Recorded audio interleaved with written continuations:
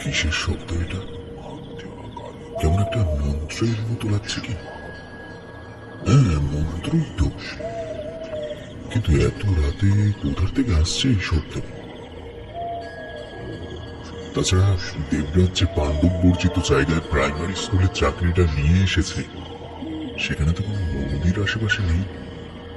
1.5 mile দূরের ওই Campbell চার্চের পাশে একটা কালী মন্দির আছে ঠিকই, তবে মাঝরাতে ঘন্টার শব্দ ভেসে আসতে পারে, কিন্তু একটা মন্ত্রের শব্দ ভেসে আসতে পারে কি? সে বিস্ময়ে জর্জরিত হয়ে খাটের থেকে নামল। ঘরের কোণের একটি ঘুঘনু পোকা হঠাৎ ডাকতে শুরু করেছে একঘেয়ে ছন্দে। মন্ত্রের শব্দটা অস্পষ্ট, অথবা যে পাঠ করছে সে কেবলই নিয়ম রক্ষার্থে কোনো পূজায় বা উপাসনায় বসেছে বোধহয়। দেবরাজ ধীরে ধীরে ঘরের বাইরে এল। এখানে কিন্তু শব্দটা আগের মতো ঘোলাটে নয়, অনেকটাই পরিষ্কার।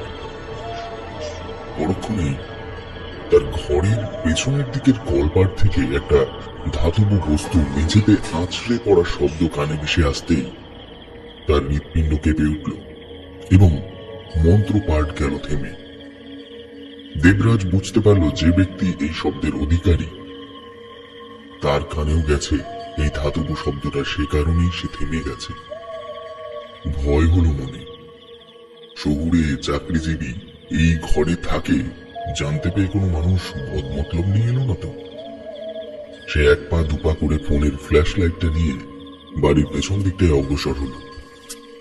ডান দিকের দেয়াল পেরিয়ে অতি সন্তর্পণে কোণের থেকে বাড়ির পেছন দিকটায় মাথা ঝোঁকাতেই সে দেখতে পেল ধূসর পোশাক পরা একটি নোংরা বুচকান্নাই মানুষ তার আলোকুচ্ছর দিকে হকচকিয়ে তাকিয়ে রয়েছে। সহজাত প্রক্রিয়াতে আকস্মিক আত্মরক্ষা বা ভয় থেকেই দেবরাজের হাতে উঠে এলো ঠিক তার পাশেই দেওয়ালে হেলান দিয়ে রাখা একটা পুরনো কোদালের হাতল। ঠিক তখনই আগন্তুক বলে উঠল, আমায় মেরো না দেবরাজ, আমি চোর নই।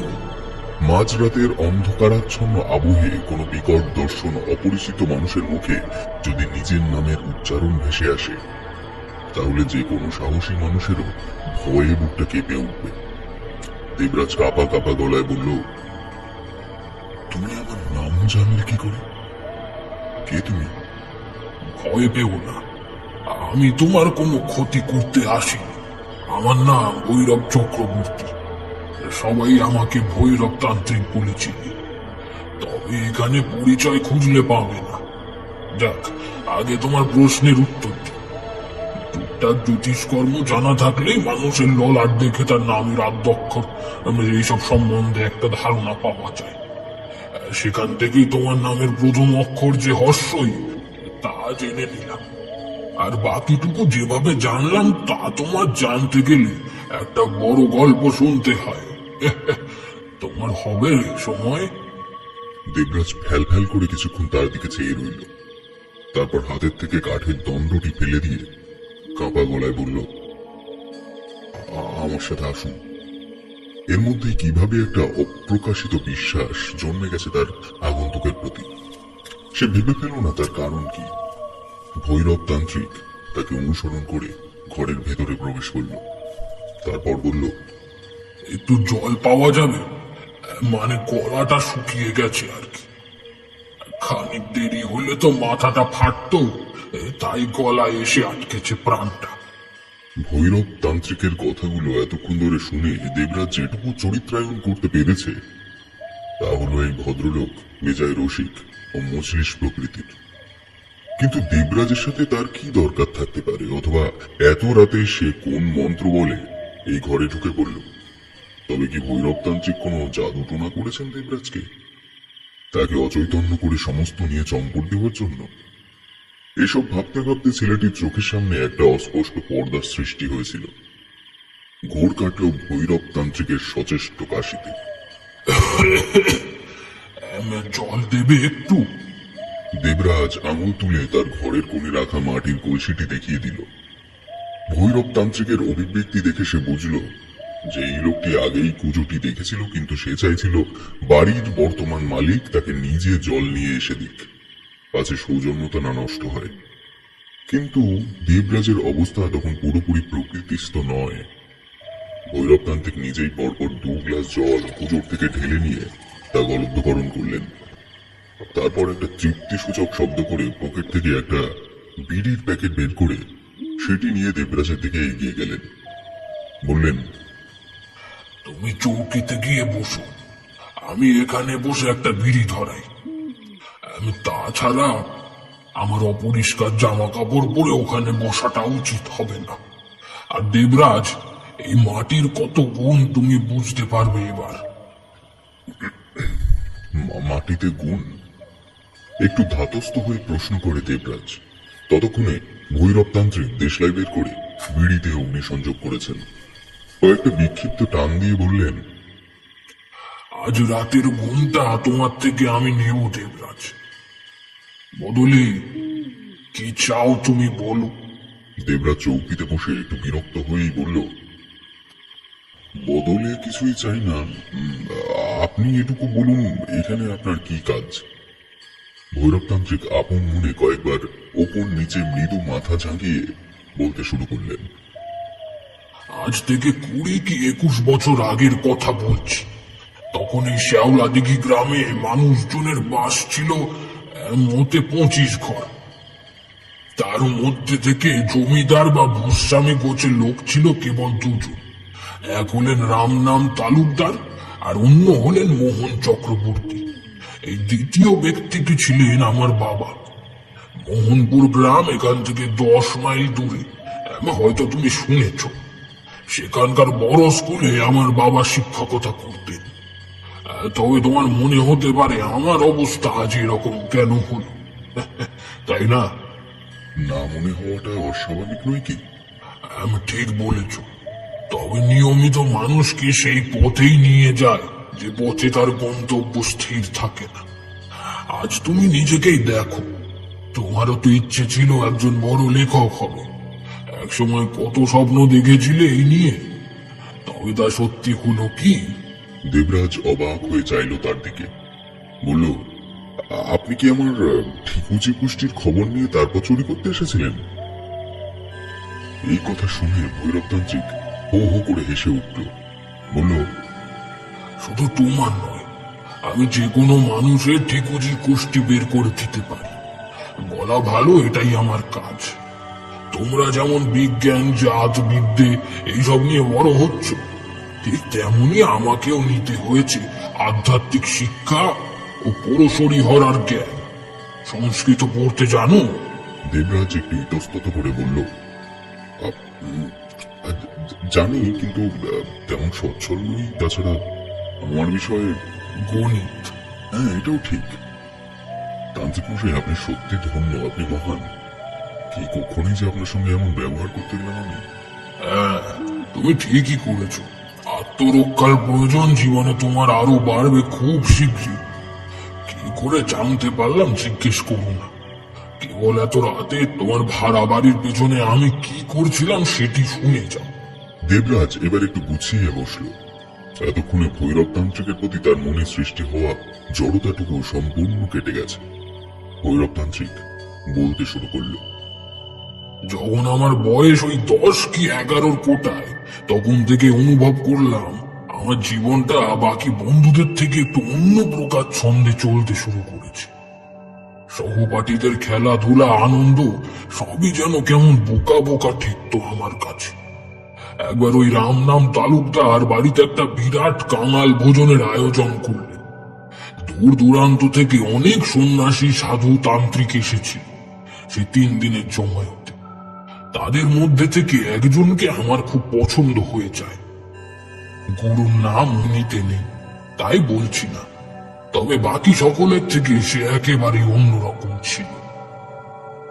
বুঝলাম আমি এক অমোঘ টান অনুভব করছি এই ভবঘুরে মানুষটির প্রতি। অনুষ্ঠান শেষে যখন সবাই ফিরে গেল, তখন টের পেলাম আমার জীবন নির্ধারণ আগেই করে ফেলেছে সে কি করতে চায়। গৃহস্থের পরিবারে নিয়ম ছিল খেতে বসলে যেন বাড়ির কর্তা সেখানে উপস্থিত থাকে। এরকমই এক দুপুর বেলা খেতে বসে বাবাকে বললাম, বাবা, আমার আর স্কুল করতে ভালো লাগে না। তালুকদার কাকুর বাড়িতে যে সন্ন্যাসী এসেছিল, ওদের সাথে চলে যেতে ইচ্ছে করছে। বাবা আমার কথাটাকে গুরুত্ব না দিয়ে খেয়ে চলে গেল। দিন যায় তবু ক্ষণ যায় না। কেবলই মনে হয় আমার আর বেশি দিনে গৃহী জীবনে থাকা হবে না। মায়া মমতা কেমন যেন উঠে যেতে লাগলো গ্রামের উপর থেকে। অবশেষে আমার যখন বয়স 15 হলো, আমি কোনো মতেই আর নিজেকে সামলাতে পারলাম না। রাতে ঘুম হয় না, খাওয়া দাওয়া প্রায় তখন বন্ধ হয়ে গেছে বললেই চলে। একদিন ভোরবেলা বাবার পাশের থেকে উঠে থলের মধ্যে তার থেকে বই খাতা বের করে তাতে কয়েকটা জামা কাপড় পুড়ে নিয়ে বাবাকে ডাকলাম, বাবা, বাবা আমায় বিদায় দাও। আমি আর পারছি না থাকতে এভাবে। আশা করি তুমি বুঝতে পারছো। কথায় আছে, বাবা মা আগের থেকে সব বুঝতে পারে। তার উপর মাত্র 5 বছর বয়সে মাকে হারানোর পর থেকে বাবাই আমায় তার অভাব বুঝতে দেন। সেদিনও আমি তার পাশের থেকে উঠে যাওয়ার সময় সে বুঝতে পেরেছিল। আমার কথা শুনে সে চোখ বুজেই বলল, আজ যাচ্ছ যাও, আমি তোমায় আটকাবো না। তবে মনে রেখো, এ বাড়িতে তুমি আর ভাত পাবে না কোনোদিনও। বরাবরের জন্য আমি তোমায় ত্যাগ করলাম। আমি চাই না একজন শিক্ষকের ছেলে হয়ে তুমি গ্রামে আমার মুখ পোড়াও। যাও। আমি আর এক মুহূর্ত দাঁড়িয়ে না থেকে বেরিয়ে পড়েছিলাম। মনে হয়েছিল যেন সত্যি আজ আমার জন্মদাতা জীবনের সব থেকে বড় উপহারটি ছিল। তবে সত্যি আবেগ ও উদ্যপ্ততার আড়ালে এমন কিছু বাস্তব চাপা পড়ে যায় যা পরবর্তীতে মৃত্যু সমান যন্ত্রণা দিতে পারে। দেবরাজ এতক্ষণ মন দিয়ে কাহিনীটি শুনছিল। ভৈরবতান্ত্রিক একটু থামতেই প্রশ্ন করল, তান্ত্রিক মশাই, আপনি তবে অনেক ছোট থেকেই একা একা জীবন কাটিয়ে আসছেন? না দেবরাজ, ভগবান সেইভাবেই মানব জাতির সৃষ্টি করেছে যাতে জগৎ সংসারে সব ধরনের মানুষের অস্তিত্ব বজায় থাকে। সবাই গৃহী হয়ে পড়লে ঈশ্বর কেবল মূর্তিতেই থেকে যাবে। এই কারণেই সৃষ্টিকর্তা একটা এমন শ্রেণীকে তৈরি করেছেন যাদের মাধ্যমে আধ্যাত্মিক শক্তির প্রকাশ ঘটানো সম্ভব। যাই হোক, এমন প্রচুর ঘটনা আমার জীবনে আছে, সে না হয় পরে হবে। প্রসঙ্গে ফিরে আসি। মোহ আবেগের বশে বাড়ির থেকে বেরিয়ে পড়েছিলাম ঠিকই, তবে বছর 5 মধ্যেই আবার আমায় বাড়িতে ফিরতে হলো। লোকমুখে খবর পেলাম এই শেওলা দিঘিতে নাকি মোরগ লেগেছে। গ্রামে ফিরে দেখি সত্যি খুব ভয়াবহ অবস্থা। শ্মশানে একের পর এক মৃতের লাইন। বাড়িতে ফিরে দেখি বাবার অবস্থা একেবারেই ভালো না। আমাদের গোয়ালা দেখাশোনা করত রতন বিশ্বাস নামের এক বৃদ্ধ। আর যাই হয়ে যাক, মুনিবের প্রতি তার ভালোবাসা দেখে অবাক হয়েছিলাম, এবং সাথে নিজেকে ছোটও লেগেছিল যে এমন সময় একটি বাইরের লোক বাবার পাশে দিনের পর দিন সেবায় নিমিত্তে কাটাচ্ছে, আর আমি কিনা। যাক সে কথা। নিজের রক্তের উপর কোনো মানুষ কতদিন বিমুখ করে থাকতে পারে। বাবা আমায় বেশ দ্রুত মনোবল তো ফিরে পেলেনি, সাথে 10 দিনের মধ্যে বিছানা ছাড়ে। এর মধ্যে হঠাৎ একদিন বাবার ডাক পড়ল রাম নাম তালুকদারের বাড়ি। বাবাকে একা ছাড়তে মন চাইছিল না দেখে আমিও তার সঙ্গে গেলাম। গিয়ে দেখি নিজের বিশাল বৈঠক ঘরের মাঝে পরাশ পেতে বসে তামাক টানছেন তালুকদার মশাই। তার দুপাশে আরো 2-3 জন লোক হতাশ মুখে নিচু গলায় কিছু আলোচনা করছে। বাবাকে দেখে তালুকদার মশাই উত্তেজিত হয়ে বললেন, আরে চক্রবর্তী, তোমায় সুস্থ অবস্থায় দেখে সত্যিই খুব ভালো লাগছে আমার। ভানুর মা আজ সকালে চলে গেছেন, খবর পেয়েছেন? কই না তো। আসলে এখন আর খবরই হচ্ছে না গ্রামে, কারণ শ্মশানে যাওয়ার লোকটাই তো নেই। কাকেই বাকি জানাবে। এই ভৈরব ফিরে এলো বলে তাড়াতাড়ি উঠে দাঁড়ালাম, নইলে মারা গেলে বাড়িতেই পৌঁছতে হতো। আমি অনুশোচনা ও লজ্জায় মাথা নিচু করলাম। তালুকদার মশাই বলল, তুমি এমনটি ভেবো না চক্রবর্তী, খবর পেলেই আমরা সকলে শুনব। তুমি এই গ্রামের গর্ব। বাবা চন্দন, তোমার বাবা বেঁচে থাকাকালীন আর কোথাও চেয়েও না তুমি। কথাগুলি কাঁটার মতন বিঁধল আমার বুকে। আমি ইতিবাচক মাথা নেড়ে চুপ করে দাঁড়িয়ে রইলাম। বাবা বলল, গ্রামটা বোধহয় উজাড় হয়ে যাবে তালুকদার। শহরের ডাক্তার এখানে আসতে চাইছে না। তাদের মধ্যেও শয়তানি ঢুকে গেছে আজকাল। ব্যবসা ছাড়া কিছুই বোঝে না। তারা জানে এখানে এলে যাতায়াতের খরচা ছাড়া আর কিছুই উঠবে না। এই কারণেই তো তোমাদের দিকে পাঠানো। এবার তুমিও যখন এসে পড়েছো, তাহলে প্রস্তাবটা দিই। শোনো তাহলে, দীক্ষাগুরু প্রমানন্দ স্বামী আশ্রমে গিয়েছিলাম দিন 2 আগে, গ্রামের পরিস্থিতির কোনো একটা সুরাহা পথ বাতলে নেওয়ার জন্য। ওখান থেকে আমার জানানো হয়েছে গ্রামের আনুমানিক কেন্দ্রবিন্দুতে মা রক্ষাকালে পুজো করতে। দেবী দুর্গার অঙ্কবেদী, বিনাশকারিণী। ওনার কৃপা দৃষ্টি পড়লে আমরা মুক্তির পথ পেতে পারি। এই বিষয়ে তোমাদের কি মতামত? উপস্থিত সকলেই যেন একটা স্বস্তির নিঃশ্বাস ফেলল। বাবা বলল, আমার সম্পূর্ণ সমর্থন আছে, কিন্তু একটা পুজো করতে গেলে যে সকল আয়োজন প্রকরণের ব্যাপার আছে, তাছাড়া পুরোহিত, প্রতিমা, এসব জোগাড় হবে কি করে? লোকজনও তো লাগবে কিছু। আসরে উপস্থিত এক মধ্যবয়স্ক লোক বলল, আমি আসি কাজবাজ করার জন্য, কিন্তু আমার আরো 2টো যুবক ছেলে লাগবে। আপনার ছেলেটি কি পারবে একটু হাতে হাত লাগাতে? আমি তখন মুখ বাঁচানোর পথ খুঁজছি নিজের। তারপরও এমন একটি প্রস্তাব পেয়ে আর দেরি করলাম না। বললাম, হ্যাঁ, পারবো না কেন, অবশ্যই থাকবো আমি। বেশ বেশ, তবে আর একজন? আমার বাগান দেখাশোনা করে যে ছেলেটা, ওর নাম যদুরাম। সে প্রচুর পারিশ্রমিক, কিন্তু বাকশক্তি হারিয়েছে ছোটবেলায়। তবে ইশারায় ওকে যা বোঝাবে ও বুঝতে পারে। আরে চিনলে না, হরিহর জেলের ছেলে। এমন সময় একটি বড় কাঁসার থালায় করে চায়ের কাপ নিয়ে ঘরে ঢুকলো যদুরাম। আমি ওকে ছোট থেকে চিনি, একই ক্লাসে পড়াশোনা করতাম আমরা। পরবর্তীকালে দরিদ্রতার কারণে সে ছেড়ে দেয় স্কুলে আসা। তালুকদার মশাই হাতের ইশারায় আমাদের চা দেওয়ার কথা বুঝিয়ে দিলেন। সে একে একে প্রত্যেককে চা দিয়ে বিনিময়ে সৌজন্যতার হাসি হাসল। সেই মধ্যবয়স্ক লোক বলে উঠল, কি রে যদু, পারবি তো? যদু বোধহয় তার মাথা ঝাঁকানোটাকে আঁচ করে উত্তর দিল, বেশ, তাহলে এই কথাই রইল। সামনে শনিবার পুজো আর মাত্র 3-4 বাকি। আমি পাশের গ্রামের জীবনপালকে বলেই এসেছিলাম প্রতিমার কথা। সে বলল কাঠামো বাধাই আছে, খবর দিলেই মাটি চড়াবো। নিমাই, তুমি চলে যেও আজ, ওনাকে খবর দিয়ে এসো।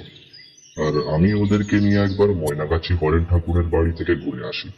এখন দরিদ্র পুরোহিত ছাড়া এই গ্রামে ডেকে পুজো করানো মুশকিল হয়ে যাবে। তাই করা হলো। আমিও যদুরাম তালুকদার মশাইয়ের সাথে ময়নাগাছির পুরোহিতের কাছের থেকে একটি লম্বা ফর্দ করে আনলাম। বৃদ্ধ বামনতান্ত্রিক এমন অসময়ে একটা বারোয়ারি পুজোর প্রস্তাব পেয়ে বড়ই খুশি হলেন। কারণ তালুকদার মশাই ঠিকই বলেছিলেন, আমার দেখা মতে আশেপাশের অঞ্চলে ওনার মতো নুন আনতে পান্তা ফোরানো ব্রাহ্মণ আর ছিল না। কিন্তু গ্রামের উপর তখন সত্যি গ্রহরাজের দৃষ্টি পড়েছিল, নইলে কি আর এমন হয়? সেদিন পুরোহিত বাড়ির থেকে সোজা ময়নাগাছি গ্রামের বাজারে এসে কিছু দশকর্মা কিনে নিয়েছিলাম। কথা হলো পরদিন আমি আর যদু এসে বাকি জিনিসগুলো কিনে নিয়ে যাব। কিন্তু সেইখানেই হলো বিপদ। পরের দিন ভোর থেকে সেই যে মুষলধারে বৃষ্টি শুরু হলো, সে যেন আর থাকার নামই নেয়। বিকেলের দিকে মনে হলো যেন সব কিছু ভাসিয়ে নিয়ে যাওয়ার উপক্রম করেছে বজ্রদেবতা। মোটামুটি বাড়ির থেকে বেরোনোর মতন একটা মুহূর্তই তৈরি হলো না সেদিন। তারপরের দিনের চিত্র একই, কিন্তু সেদিন আকাশ ভারী হয়ে থাকলেও বৃষ্টির পরিমাণটা আগের দিনের তুলনায় একটু কম। তালুকদার মশাইয়ের বাড়ি পৌঁছে দেখি যদু কোদাল নিয়ে দ্রুত পায়ে কোথায় চলে গেল। সদর দরজার মুখে দাঁড়িয়ে গৃহস্বামী। কি শুরু হলো বলতো? যদুকে পাঠালাম পুজোর জায়গাটা মাটি দিয়ে একটু উঁচু করার জন্য। আমার মনে হয় ঈশ্বর পরীক্ষা নিচ্ছে চন্দন, তোমার বাবাকে জানিয়ে দিও। যাই হয়ে যাক, আমি আজ এই পুজো থামাতে চাইছি না। আমি তার এই প্রত্যয়ের পক্ষপাতিত্ব না করে আর কোথায় চাই। বললাম, তাহলে আমি কি ময়না গাছে গিয়ে বাকি জিনিসগুলো কিনে নেব? সেটাই ভালো হবে চন্দন। দাঁড়াও দাঁড়াও, আমি টাকা করিয়ে এনে দিই। সেদিন আর বৃষ্টি তেমন জোর তোর করে পড়ল না, তবে রোদের দেখা সারা দিন নেই। বাকি দ্রব্যাদি কিনে এনে সেগুলি নিয়ে তালুকদার মশাইয়ের বাড়িতে রেখে একবার যদুরাম সেখানে কাজ করছে, সেখান থেকে ঢু মেরে ফিরবো বলে গেলাম। পৌঁছে আমি অবাক, যদুরামের মনিব একটুও ভুল বলেনি। তার কাজ করার অপরিসীম ক্ষমতা ও নিপুণতা গ্রামের মাঝের দিকের একটা বট গাছের তলায় অঞ্চলকে বালি মাটি দিয়ে উর্বর করে তুলেছে। শ্যাওলা দেখি গ্রামের মাঝ থেকে দামোদরের একটা পোশাকা চলে গেছে। আশা করি তুমি সেটা দেখেছ। দেবরাজ মাথা নেড়ে সম্মতি জানালো। হ্যাঁ, তো এই নদীর পাড় সংলগ্ন অঞ্চল থেকে সে ঝুড়ি ভরে ভরে মাটি কেটে এনে ওখানে ফেলেছে। আমিও তাকে সন্ধ্যার আজ পর্যন্ত এইভাবেই সাহায্য করে তারপরে বাড়ি ফিরলাম। পুজোর আগের দিনই অর্থাৎ শুক্রবারে পরিবেশ কিন্তু সম্পূর্ণ আলাদা। আকাশ কখনো নীল, আবার কখনো মেঘের ঘন ঘটা। আমি নিমাই কাকা ও যদু তিনজন মিলে দ্রুত হাতে শামিয়ানা টাঙিয়ে গোবর কাদা লেপে সম্পূর্ণ পুজো মণ্ডপ তৈরি করতে সারা দিনটাই লেগে গেল। যখন ফিরছি তখন দিনের আলো একেবারে ঘোলাটে হয়ে এসেছে। দূর আকাশের কালচে মহাশূন্যে মাঝে মাঝেই বিদ্যুৎ স্ফুলিং নিঃশব্দে ছড়িয়ে পড়ে চোখ রাঙাতে শুরু করেছে। তখন মনে মনে তান্ত্রিককে ডাকলাম, মাগো, তোমার মহিমা দেখাও না। অনেক পরিশ্রম করছি আমরা, গ্রামের মানুষের এই অবস্থা, তোমার পুজোটা অন্তত সুস্থভাবে সুসম্পন্ন হতে দাও। আমার ডাকে ঈশ্বর তুষ্ট হলেন না। পুজোর দিন সকাল 7টা থেকে সেই যে আকাশ ভেঙে বাড়ি ধরা ঝরতে শুরু করলো, তা থামার জো নেই। 10টা পার হতেই ছাতা নিয়ে বেরিয়ে পড়লাম বাধ্য হয়ে। তালুকদারের কথা তারের মতন কার্যকর, তা ছোটবেলা থেকেই জানতাম। উনি একবার বলেছে, মানে পুজো যে আজই হবে সে ব্যাপারে নিশ্চিত ছিল সকলে। মাঝ রাস্তা পর্যন্ত পৌঁছে দেখি নিমাই কাকা মাথায় একটা প্লাস্টিক দিয়ে রিক্সা চালিয়ে আসছে। আমায় দেখে বললেন, এই তো, ভৈরব চলো ঠাকুরটা নিয়ে আসি। উঠে পড়ো উঠে পড়ো উঠে পড়ো। প্লাস্টিক উঁচু করে দেখি ভেতরে যদু মুটি সুটি মেরে বসে রয়েছে। রিক্সায় চেপে বসতে প্যাচ প্যাচে কাদার পথে উপর দিয়ে অতি কষ্টে রিক্সাটিকে এগিয়ে নিয়ে যেতে থাকলো নিমাই কাকা। বৃষ্টির টিপ টিপানির কোনো বিরাম নেই। আমাদের দেখে পাল মশাই যেন একটু রেগে গেলেন, দাঁত খিকিয়ে বলে উঠলেন, তোদেরও বলি হাই, দেখছিস 2-3 দিন ধরে বৃষ্টি থামছে না। কেন রে, পুজোটা কদিন পরে করলে কি হতো? এটা কি বাৎসরিক পুজো নাকি? এই চুপ করে বসতো ওখানে, এখন অনেক দিন। অগত্যা আমরা একটা চটের উপর 3 জন ঘেঁষাঘেঁষি করে বসে জীবন পালের হাতে মায়ের চিন্ময় মূর্তিকে ধীরে ধীরে সেজে উঠতে দেখছিলাম। নরমুন্ডু উঠল বা হাতে, ডানে উঠল রক্ত লাগানো খড়গ। তবে এই দেবীর মুখ খুবই শান্ত ও করুণাময়। শ্যামা মায়ের সহজাত দ্বন্দ্ববৃত্ত রূপ এটি নয়। নিমাই কাকা বলল, পালমশাই, প্রতিমা তো এখনো কাঁচা, তার উপরে যদি জল পড়ে তবে কি আর ঠিক থাকবে? প্রল্যাম্প দিয়ে যেটুকু টাঙানো টাঙিয়ে দিয়েছি, এর থেকে বেশি আর হবে না। এমন সময় একটা বিরাট আকাশের গর্জনে আমরা চমকে উঠলাম। বললাম, যা অবস্থা, প্রতিমা নিয়ে ঠিকঠাক ফিরতে পারলে হয়। ঠিক ফিরে যাব, অত চিন্তা করো না তো। বুঝলাম জীবন পালের সামনে আর না বাচক কোনো কথা সে বলতে বারণ করার ইঙ্গিত করছে। তাই বলে প্রকৃতির অরাজকতার সঙ্গে কি আর মানুষের জোর খাটানো চলে? প্রতিমা নিয়ে মিনিট 5 এগিয়েছি, তারপরে শুরু হলো অবাধ বর্ষণ। প্লাস্টিক ফুটো করে যেন জল ভেতরে চলে আসতে চায়। গলা চড়িয়ে বললাম, ও নিমাই কাকা, কোথাটা দাঁড়িয়ে যাও, নইলে কিন্তু আর আস্ত প্রতিমা নিয়ে যেতে পারবো না মণ্ডপে। দাঁড়াতে তো হবেই, সামনে ওই ডাক বাড়ির বারান্দায় দাঁড়াচ্ছি, একটু অপেক্ষা করো। আমরা কোনো মতে হাঁটু ডোবানো জলের মধ্যে দিয়ে রিক্সা নিয়ে গ্রামের প্রান্তে একটি পুরনো ডাকঘরের বারান্দায় গিয়ে আশ্রয় নিলাম। সময় সম্ভবত তখন দুপুর 1টা কি 2টো, কিন্তু পরিবেশ দেখলে মনে হবে যেন সন্ধ্যা হওয়ার আগ মুহূর্ত। চারিদিকে ঝিঝি ও ব্যাঙের শব্দে কান পাতার জো নেই। ঘন্টা 2 আরো কেটে গেল, কিন্তু বৃষ্টি কমার কোনো নাম গন্ধ নেই। যেন সময় কাল ঋতুকে পরিবর্তন করে দিতে চায় সৃষ্টিকর্তা। নিমাই কাকা বললে, তোমরা এখানে বসো, আমি গ্রামে গিয়ে বড় শট আর বাঁশ নিয়ে কয়েকজন ছেলে জোগাড় করে আনি। পুজো তো রাতে, তার আগে নিয়ে যেতে পারলেই আর কোনো বিপত্তি থাকবে না। বসো তোমরা, ঠিক আছে, আমি আসছি। বলে নিমাই কাকা বেরিয়ে গেল। মাথায় প্লাস্টিক বেঁধে নিয়ে এতক্ষণে আমি একটু ফাঁকা সময় পেয়ে একটা বিড়ি ধরালাম।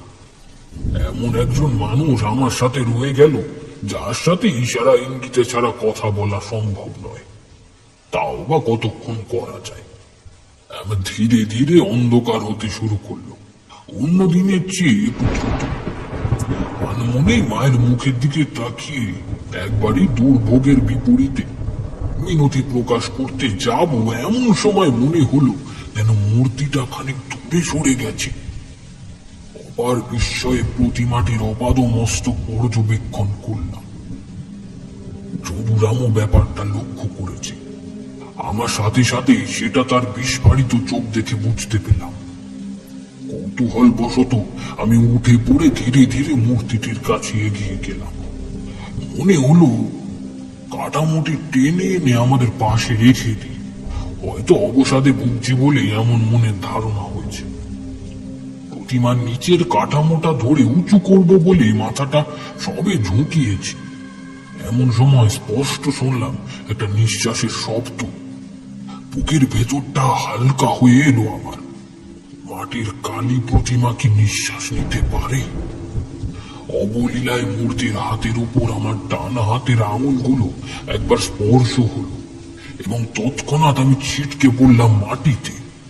তুমি বিশ্বাস করবে কিনা জানি না, মূর্তিটির যে অংশে আমার আঙুলগুলি ছুঁয়ে গেল তা মাতৃ প্রতিমা স্পর্শ করার অনুভূতি নয়। ওই মূর্তির ভেতরে নির্ঘাত প্রাণের সঞ্চার হয়েছে। নইলে অমন গরম ও জীবন্ত স্পর্শ মায়ের হাতের থেকে আমি প্রাপ্ত করতাম না। যদু আমায় দেখে আরো বেশি বিচলিত হয়ে পড়ল। উঠে দাঁড়িয়ে আমায় কি ইঙ্গিত করলো বুঝলাম না। তারপর দৌড়ে চলে গেল জলের উপরে ব্যস্ততার শব্দ তুলে। বৃষ্টির আওয়াজ ও নৈশ প্রস্তুতির প্রাকৃতিক আর্তনাদ ধীরে ধীরে কান সওয়া হয়ে গেছে। তখন মনে হলো যে বারান্দায় আমি বসে আছি তার সংলগ্ন ঘরের মধ্যে থেকে একটা চাপা ঘুমানির শব্দ আসছে। শব্দটা শুনে মনে হয় কোনো মানুষ অতি যন্ত্রণায় রয়েছে, অথবা আমার উপস্থিতি সে কোনোভাবে টের পেয়েছে। মস্তিষ্কে তখন আমার প্রশ্নের ঝড় উঠেছে। মন যেন বরফ দিয়ে কেউ জমিয়ে দিয়েছে আমার। ভাবনা চিন্তার পরিধি তখন কেবল ওই বারান্দার মধ্যে সীমাবদ্ধ আমার। আমি কাঁপা কাঁপা পায়ে দুর্দশাগ্রস্ত পরিত্যক্ত ডাকঘরটির দরজার দিকে এগোলাম। একটা দেশলাই কাঠি জেলেই নিজেরও দরজার দূরত্ব নিশ্চিত করে নিয়ে খানিক দূর থেকে তার উপরে হাত রাখতে যাব, এমন সময় ভেতর থেকে এক টানে কেউ দরজা খুলে দিল। আমার মুখের থেকে অকলে সেই একটা আতঙ্কের শব্দ বেরিয়ে এলো। কে? ভেতর থেকে ফিন ফিনে গলায় উত্তর এলো, দেবরাজ, তুমি? না, আমি সে নই। আমি ভৈরব চক্রবর্তী। ব্রাহ্মণ? তুমি যখন ব্রাহ্মণ সন্তান, আশা করি তোমায় তাহলে সব জানানো যাবে। আমার হাঁটু কাঁপতে চলেছে। আমি দেখতে পারছি মিশমিশে কালো ঘরটির গর্ভগৃহে ধীরে ধীরে একটা নীল আলোর অভয় উদ্ভাসিত হতে শুরু করেছে। আমার দীক্ষা গুরুর কথা মনে পড়ে গেল। আমি দেখতে পারছি ওই আলো গাবার কারণে এবার সামনের মানুষটিকে, মুখ ভর্তি কাঁচা পাকা দাড়ি, মাথায় চুল বিন্যস্ত। সে বলতে থাকলো, জানো তো, গুপ্তধন প্রাপ্তি সকলের কপালে থাকে না। অনেক ধনী ব্যক্তি অর্থের লালসায় নিজের সর্বস্ব খোয়ায়।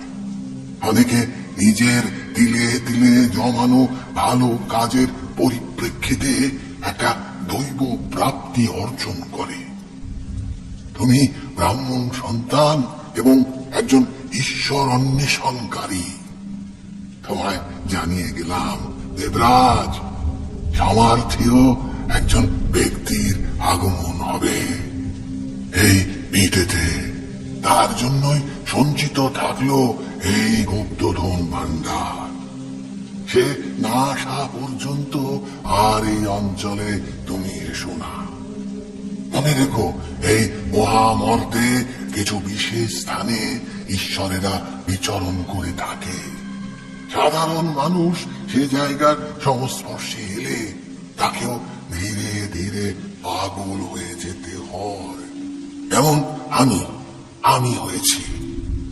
এদিকে এদিকে এসো, এদিকে এসো, তোমায় একটা মন্ত্র শিখিয়ে দিয়ে যায়। আমার মনে তখন অপরিসীম পবিত্রতা। মস্তিষ্ক এক ফোঁটা দ্বিধাবোধ করতে দিল না। বৃদ্ধের কাছে গিয়ে তার বলে দেওয়া মন্ত্র মনস্থ করলাম। বৃদ্ধ বলল, এ মন্ত্র এই বাসস্থানের পশ্চাৎভিমুখে বসে পাঠ করে তারপর সেই ব্যক্তিকে হদিশ দিও। সেখানেই পাবে তার বরাদ্দ কর্মফল। এমন সময় টের পেলাম দূরের থেকে বোধহয় কয়জন হেঁটে আসছে এই ঘরটিকে উদ্দেশ্য করে। হলদে আলোর আভা পড়ছে আমার পেছনের বারান্দায়। কয়েকটা সমবেত কণ্ঠস্বর অল্প অল্প করে স্পষ্ট হচ্ছে। বুঝলাম খুব শীঘ্রই আমি এই দৈব পরিবেশ হারাতে চলেছি। ব্যস্ত হয়ে জিজ্ঞেস করলাম, আপনার নাম? বৃদ্ধ বলল, আমার নাম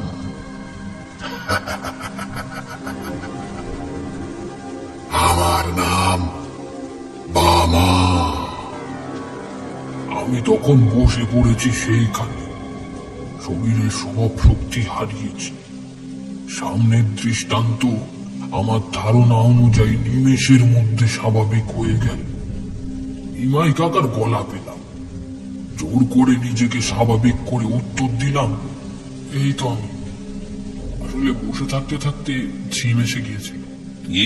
চলো চলো চলো, ধরো ধরো সবাই মিলে। আর দেরি করে কাজ নেই, এখন অনেকটা ধরেছে বৃষ্টিটা। আসলে কখন বৃষ্টি কমেছে আমি টের পাইনি বিন্দু মাত্র।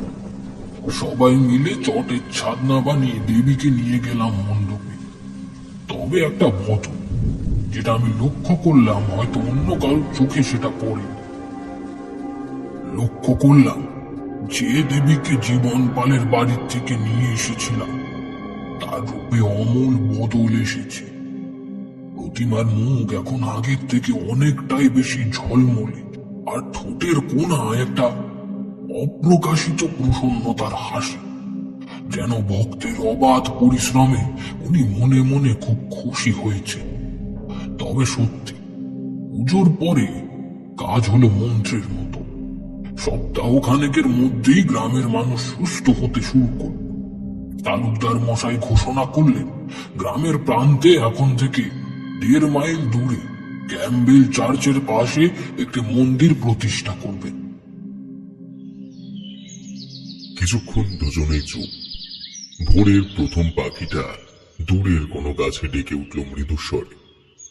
দেবরাজ খানিক ভেবে উত্তর দিল, এই কাহিনীর সঙ্গে আপনার আমার বাড়ির পেছনে আসার কারণ কি? ভৈরব তান্ত্রিক বলল, এই সেই ডাকঘর যেটিকে মেরামত করে বাসযোগ্য বানানো হয়েছিল বছর 5 আগে। সরকারের জায়গায়, তাই বাকি কাজটা একটু গোপনে করো। কি কাজ? ভৈরব তান্ত্রিক একটি রহস্যময় হাসি হেসে বলল, দেবরাজ সমঅর্থীয় নামটির অধিকারী তো তুমি। তোমার নাম কি? দেবরাজ। মনে কখনো অহংকার এনো না দেবরাজ। ভৈরব তান্ত্রিক এতদিন তোমার এই সম্পদ আগলে রেখেছিল ঠিকই, তবে ভৈরব চক্রবর্তীকে ভৈরব তান্ত্রিক হতে গিয়ে কিন্তু অনেক অহংকার, অর্থের প্রাচুর্যতা ত্যাগ করতে হয়েছে। নিজের শক্তির অপব্যবহার করে আমি কখনো কিছু করি, আর সে পাপ আমার দ্বারা হবেও না। কেবল মনে রেখো, আজ শুধু তোমার ভালো কাজের ফল তুমি পেলে না, আজ তুমি এমন এক জীবনের সম্মুখীন হয়ে গেলে যেখান থেকে পাপ কুড়ানো অনেক সহজ। তাই আবারও বলছি, মনে কখনো অহংকার এনো না। বলে ভৈরব তান্ত্রিক ধীরে ধীরে ঘরের থেকে বেরিয়ে গেল। দেবরাজের মুখে কোনো সাড়া নেই, কোনো সংজ্ঞা নেই। মোবাইলে সময় দেখল সে, সকাল 7:15।